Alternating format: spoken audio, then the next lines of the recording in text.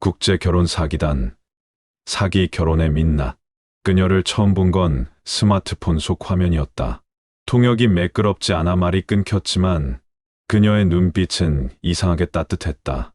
오빠, 저는 한국이 좋아요. 가족 중요해요. 내 나이 44.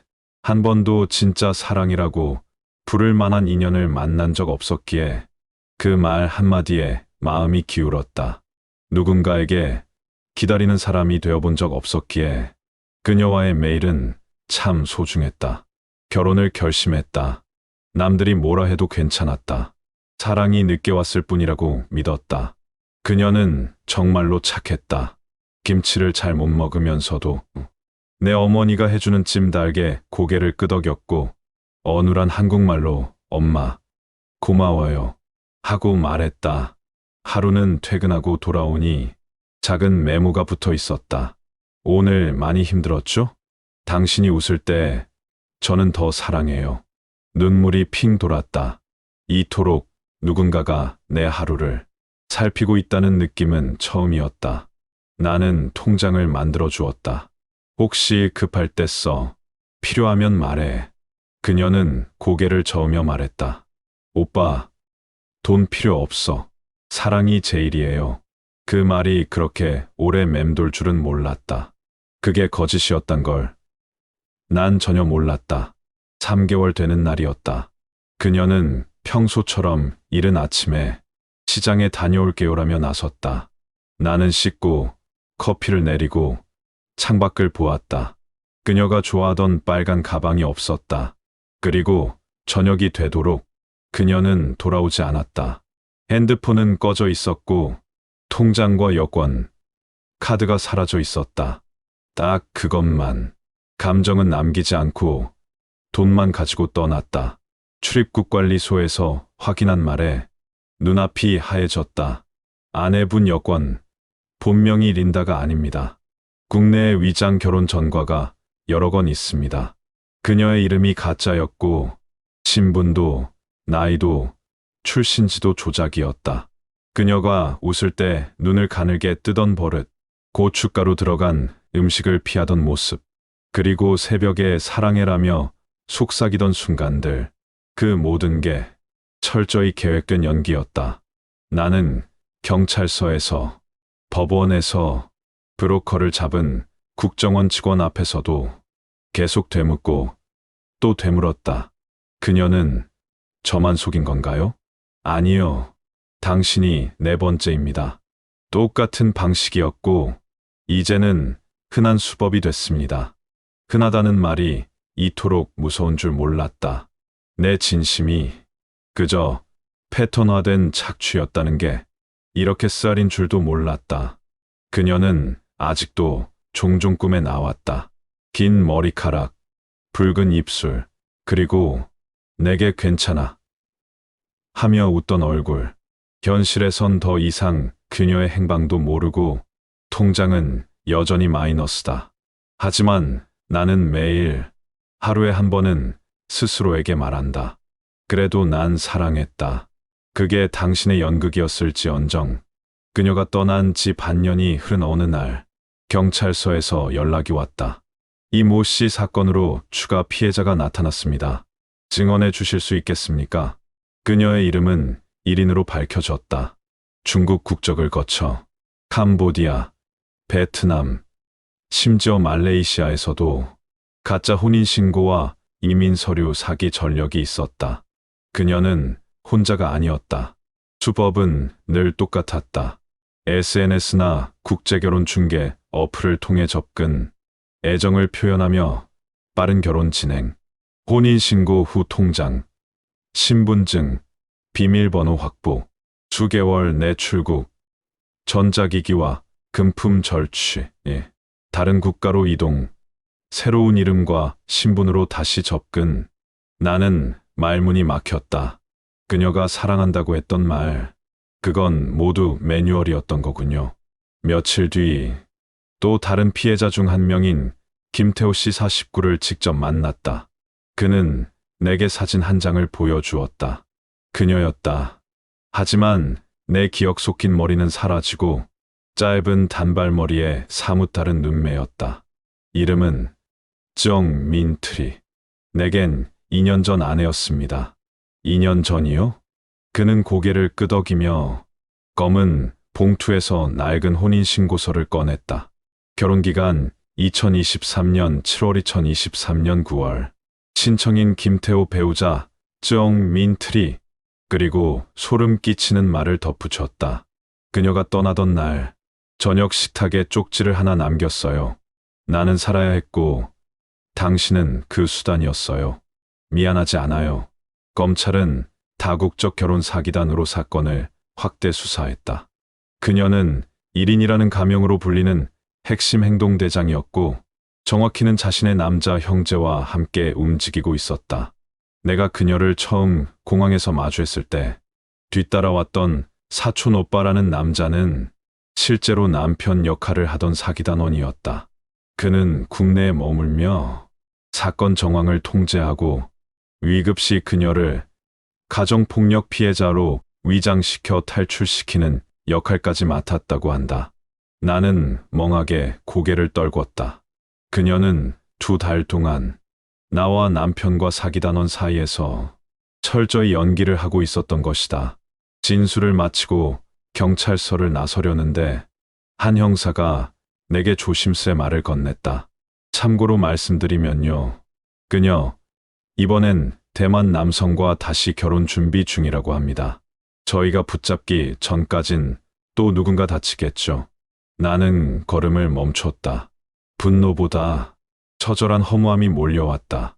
사랑은 누구에겐 기쁨이고 누구에겐 수단이 되는구나. 서울중앙지방법원 510호. 나는 오늘 그녀를 다시 보게 된다. 마지막으로 그녀를 본 건 김치찌개가 끓고 있던 아침 식탁 앞이었다. 그때 그녀는 웃으며 말했다. 오빠, 오늘은 제가 설거지해요. 그리고 지금 나는 방청석 맨 앞줄에 앉아 피고인석 너머로 그녀의 뒷모습을 보고 있다. 법복을 입은 재판장이 들어오자 모든 시선이 정면을 향했다. 그리고 곧 그녀가 천천히 몸을 돌려 피고인석 유리에 선다. 그녀였다. 하지만 내가 알던 그 미소는 없었다. 고개를 숙인 채 담담한 얼굴. 울지도 당황하지도 않았다. 피고인 1위는 김민정, 유수환, 정민트리 등의 가명을 사용하여 5건 이상의 위장 결혼을 통해 총 1억 원 이상을 편취한 혐의입니다. 내 이름도 피해자 명단 중 하나로 불렸다. 그 순간 그녀가 고개를 들어 나를 바라봤다. 눈동자가 마주쳤다. 그녀의 눈은 슬프지도 기쁘지도 않았다. 정말 아무 감정도 없었다. 나는 그 자리에 그대로 굳었다. 심장이 얼어붙는 느낌이었다. 3개월 동안 같은 침대를 썼고 같은 밥을 나눴고 한 번은 감기 걸린 내 이마에 그녀가 손을 얹었던 기억이 있었다. 그 모든 게 이 아무 표정 없는 여자와의 일이 맞는 걸까? 검사는 그녀에게 물었다. 당신은 피해자들에게 죄책감을 느끼지 않습니까? 그녀는 고개를 들고 이렇게 말했다. 처음엔 미안했어요. 그런데요. 그 사람들은 다 혼자였어요. 외롭고 기대고 싶어 했죠. 전 그런 사람들에게 잠깐의 위로라도 준 거예요. 법정은 순간 조용해졌다. 그녀는 말을 이었다. 돈이 필요했고, 살아야 했고, 나에게는 선택지가 없었어요. 나는 그 말을 듣는 순간 왼쪽 가슴이 뜨겁게 타올랐다. 선택지가 없었다는 말. 그녀는 내 마음을 선택지로 만든 거였다. 사랑을 거래했고, 진심을 미천 삼아 도망쳤고, 나는 간만 남은 한 남자일 뿐이었다. 재판이 끝나고 형사들이 그녀를 데리고 나갔다. 그녀는 나를 다시 한번 돌아봤다. 이번에도 표정은 없었다. 그런데 나는 울고 있었다. 입술을 깨물어도 눈을 감아도 눈물은 멈추지 않았다. 주변 사람들이 속삭였다. 어휴, 남자 피해자였대. 울어. 지금? 그래도 사랑했던 거지. 진심은 당하면 아픈 거야. 나는 멍하니 자리에서 일어섰다. 그녀는 사라졌고 나는 법정 바닥에 혼자 서 있었다. 오직 한마디만 떠올랐다. 그 사람은 나를 잊었겠지. 하지만 나는 아직도 그녀의 이름을 버리지 못했다. 나는 결국 민사소송을 걸었다.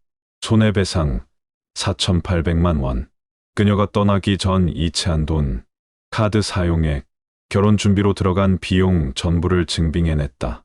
하지만 판결은 위자료 포함 2,150만 원 지급. 그게 전부였다. 피고인이 형사상 유죄 판결을 받은 점을 참작합니다. 다만 실제 배상 능력과 회수 가능성 등을 고려할 때 나는 그날도 판결문을 품에 안고 법원을 나섰다. 바람이 부는 늦가을이었다. 하지만 종이장보다 더 얇아진 내 가슴에는 그 어떤 바람도 들어올 틈이 없었다. 며칠 뒤 압류 신청을 넣었다. 그녀의 통장 잔고는 고작 37,200원. 차량도 부동산도 사업자 번호도 없었다. 모두 가짜 이름, 차명, 사기단의 명의로 되어 있었다. 사람이 어떻게 자신의 이름 하나 없이 이렇게 살아갈 수 있을까? 나는 하염없이 그녀의 이름이 적힌 문서만 바라봤다. 이름이 너무 많아서 이젠 무엇이 진짜였는지도 모르겠는 여자의 흔적. 그해 겨울 나는 처음으로 상담센터를 찾았다. 심리치료사 앞에서 나는 고개를 숙였다. 그녀를 아직 미워하지 못하겠어요. 치료사는 조용히 물었다. 왜 그렇다고 생각하세요? 나는 잠시 침묵하다. 이렇게 말했다. 그녀가 나를 웃게 했던 시간도 가짜였을까요? 치료사는 고개를 끄덕이지도 흔들지도 않았다. 그냥 내 말의 무게를 고스란히 받아주었다. 그건요, 선생님. 진짜로 느꼈다면 그것은 진짜였을 겁니다. 상대가 거짓이었다 해도 당신의 감정은 거짓이 아니니까요. 나는 그날 집으로 돌아와 침대맡 서랍을 열었다. 그녀가 남긴 빨간 메모장이 있었다. 첫 장엔 어눌한 글씨로 적혀 있었다. 오빠, 오늘도 고마워요. 저 사랑할 수 있게 해줘서.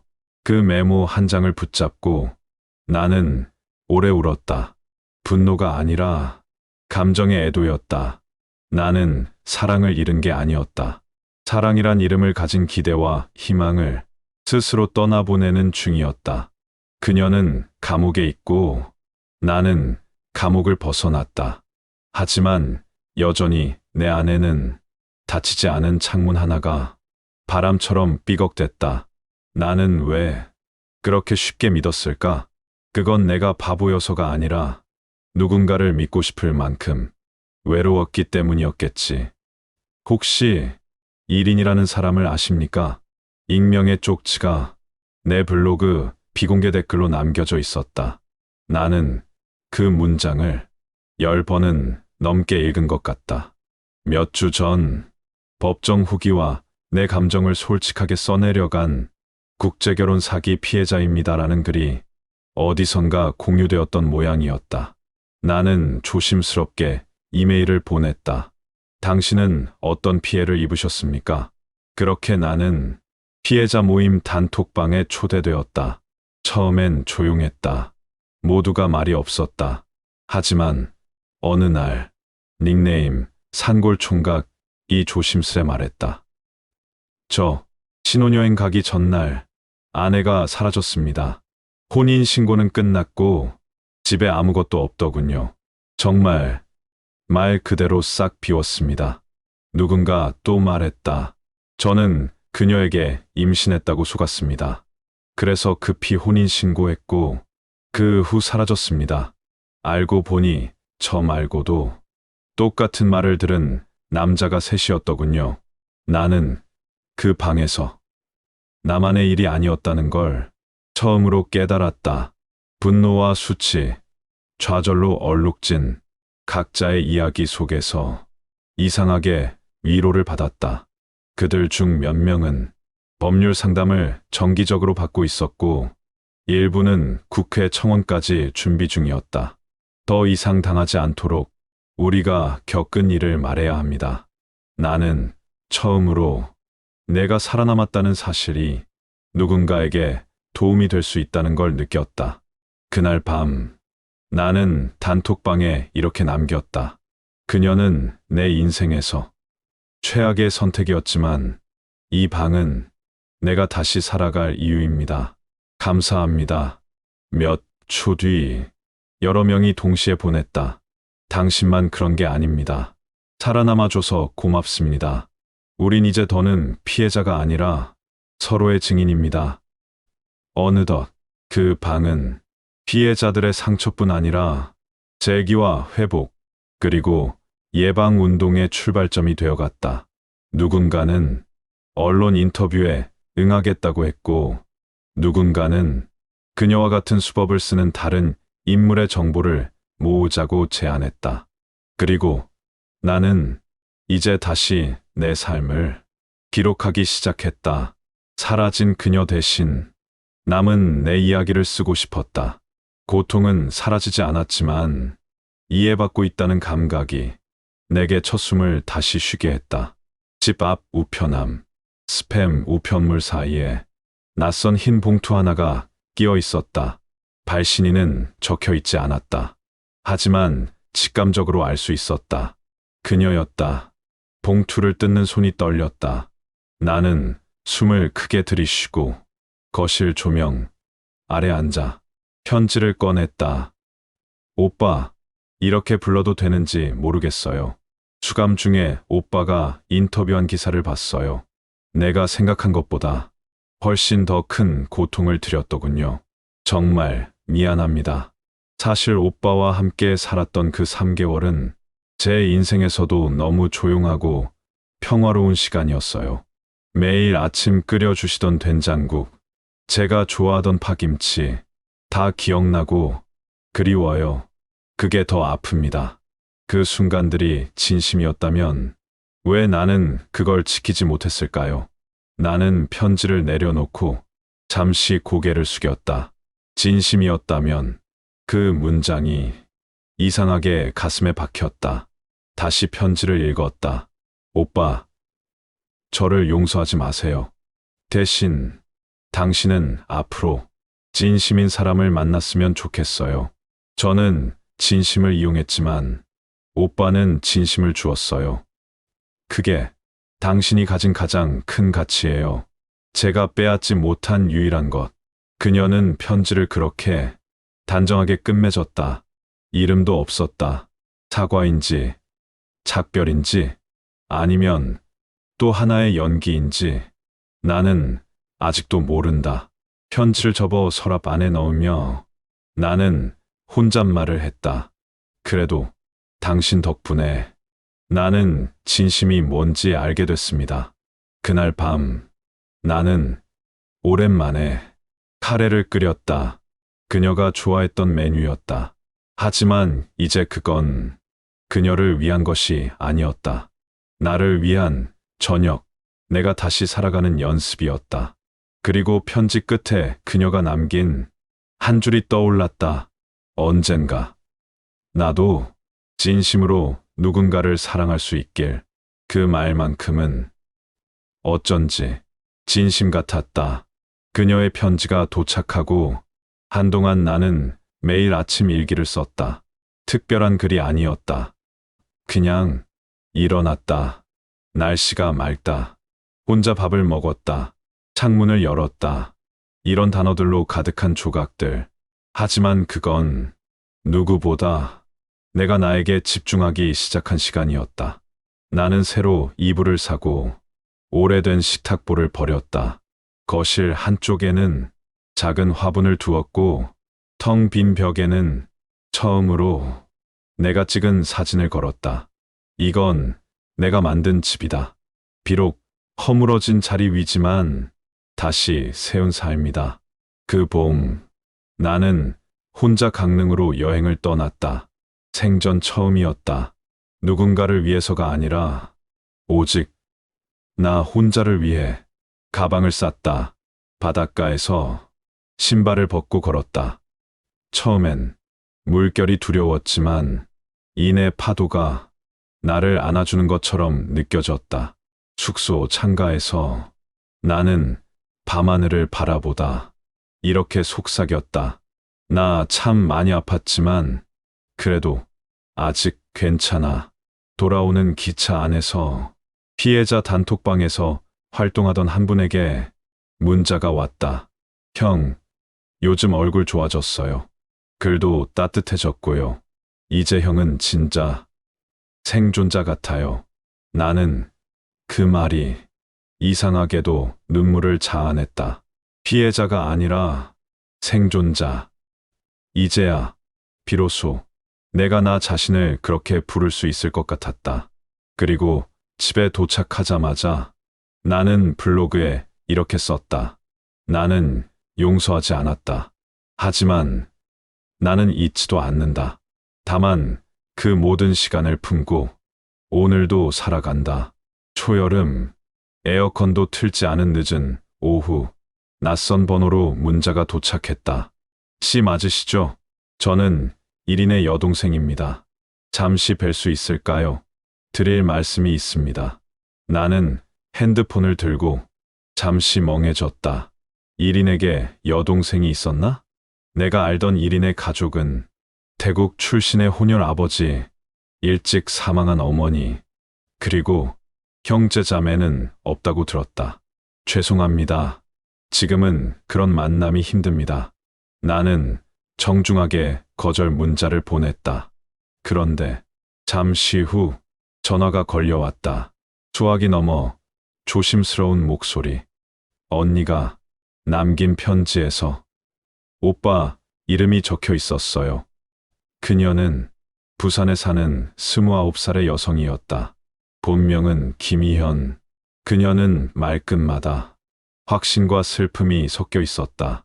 언니가 진짜 이름을 감춘 채 1인이라는 가명으로 살았다는 걸 우리 가족도 몰랐어요. 언니는 고등학교 졸업 후 연락을 끊고 떠났거든요. 며칠 후 나는 마침내 그녀를 만났다. 그녀는 나보다 10살은 어려 보였지만 눈매가 너무도 닮아 한눈에 그녀의 피라는 걸 알 수 있었다. 그녀가 내민 건 노란 봉투였다. 봉투에는 언니의 짐이라고 적혀 있었다. 형부라고 부르지 않을게요. 하지만 언니는 그 3달 동안 진심이었던 적이 있었던 것 같아요. 특히 오빠를 쓸 때의 글씨가 달랐어요. 봉투 안엔 편지 2통과 낡은 사진 한 장이 있었다. 사진 속 나는 미소를 지은 채 그녀와 함께 나란히 앉아 있었다. 그녀는 정말 행복해 보였다. 그리고 편지 한 통은 여동생에게 쓴 것이었고 다른 한 통은 나에게로 시작되고 있었다. 오빠, 나는 이제야 알겠어요. 사람은 진심으로 살지 않으면 결국 자신도 사라진다는 걸. 오빠는 내 생에 단 한 번 나를 사람으로 대해준 사람이었어요. 그래서 오빠를 속였다는 게 내 생의 가장 큰 죄입니다. 하지만 그 순간만큼은 나도 사람이었어요.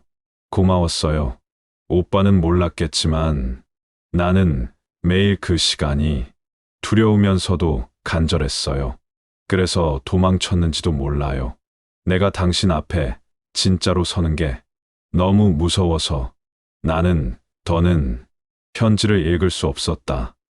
눈물이 흘러내려 글자를 삼켜버렸다. 그녀는 사기꾼이었다. 하지만 동시에 누군가의 언니였고 나에게는 한때 온 세상이었던 사람이었다.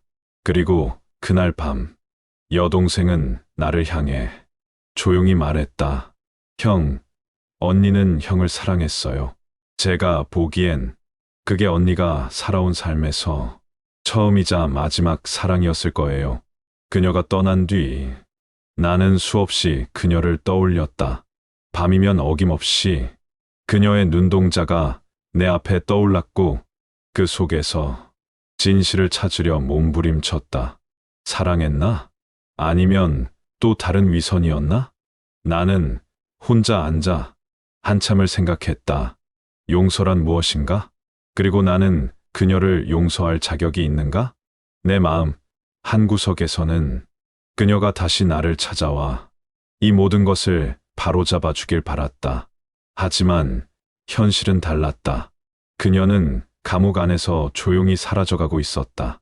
나는 여동생이 준 편지를 다시 꺼내 들었다. 언니는 형을 사랑했어요. 그 문장이 내 가슴을 무겁게 누르지만 한편으로는 위로가 되기도 했다. 사랑이라 불릴 수 있을까?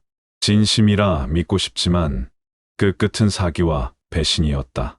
나는 어느 겨울밤 조용히 손을 모았다. 용서하지 못할 사람을 위해서 내가 먼저 나를 용서해야겠다. 그녀가 준 상처보다 나를 향한 실망과 원망이 더 깊었다. 그녀가 나를 이용했을 때 나는 그 모든 걸 받아들였고 결국 나 자신을 잃고 있었다. 나는 천천히 마음속에서 그녀와의 시간을 다시 꺼내놓았다. 그 시간은 내 삶의 일부였고 나는 그 시간 속에서 나를 배웠다. 사랑도 배신도 그 모든 것은 내가 겪어야 할 인생의 일부였다. 그리고 나는 고백했다. 그녀를 완전히 이해할 수는 없지만 그리워할 수는 있다. 그리고 그 그리움 속에서 나는 다시 살아갈 힘을 찾을 것이다. 차가운 겨울이 지나고 봄이 왔다. 나는 다시 문 밖을 나섰다. 두렵기도 했지만 그날의 햇살은 따뜻했고 내 마음 한켠도 조금씩 녹아갔다. 나는 오래 묵혀둔 기타를 꺼냈다. 손가락이 어색했지만 몇 번의 줄 튕김 끝에 서툴지만 맑은 소리가 울려 퍼졌다. 이제는 나를 위한 노래를 부르자. 속으로 다짐했다. 피해자 단톡방 사람들과도 더 자주 연락을 주고받았다. 우리는 서로에게 단순한 피해자가 아니라 서로의 새로운 시작을 응원하는 친구가 되었다. 그날 나는 조용히 옛 사진첩을 펼쳤다. 그녀와 함께 찍은 사진들, 함께 웃던 순간들이 스쳐갔다. 그 순간 나는 알았다. 그 모든 기억은 잃어버린 게 아니라 내 안에 살아있다는 것을. 나는 이제 과거의 상처를 부끄러워하지 않는다. 그 대신 그 기억들이 나를 더 단단하게 만들었음을 믿는다. 그리고 나는 다시 한번 마음속으로 말했다. 앞으로 어떤 일이 닥쳐도 나는 나를 믿고 사랑할 것이다. 바람이 불었다. 하지만 이번엔 따뜻한 바람이었다. 나는 미소 지으며 걷기 시작했다. 지금 내 발걸음은 어제와는 다르다. 끝.